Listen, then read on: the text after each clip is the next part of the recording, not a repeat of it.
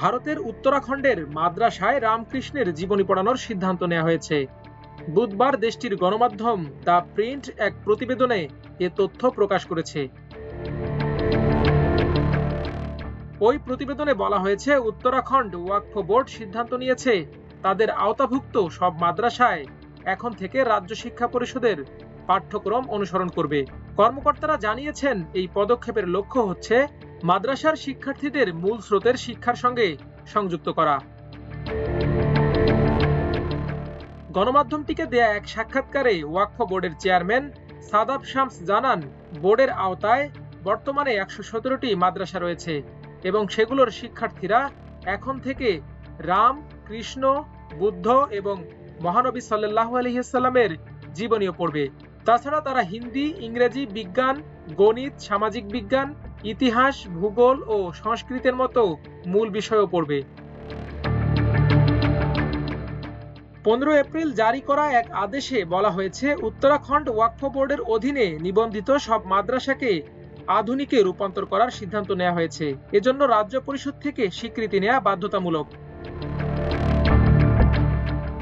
ওই নির্দেশনায় সতর্ক করা হয়েছে, কোনো মাদ্রাসা যদি নির্দেশনা অনুসরণ না করে তাহলে বর্তমান নিয়ম অনুযায়ী তাদের বিরুদ্ধে ব্যবস্থা নেওয়া হবে।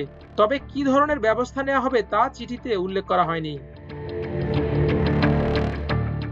সাদাব শামস বলেন, যা কিছু পাঠ্যক্রমে অন্তর্ভুক্ত আছে তাই শেখানো হবে।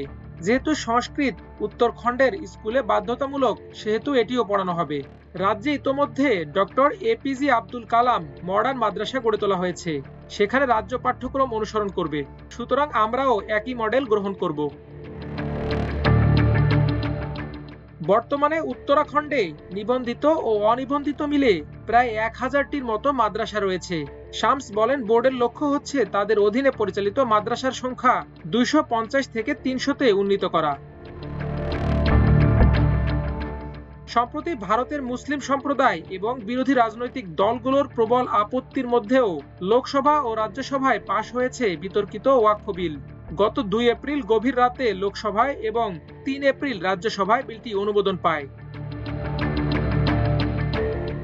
ওই বিলকে অসাংবিধানিক দাবি করে সুপ্রিম কোর্টে পিটিশন দাখিল করে এআইএমআইএম, কংগ্রেস, আম আদমি পার্টি সহ বিভিন্ন বিরোধী রাজনৈতিক দল ও সিভিল রাইটস গোষ্ঠী।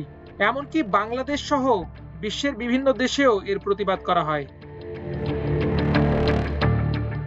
ওই ওয়াকফ বিল নিয়ে বিতর্ক এখনো শেষ হয়নি।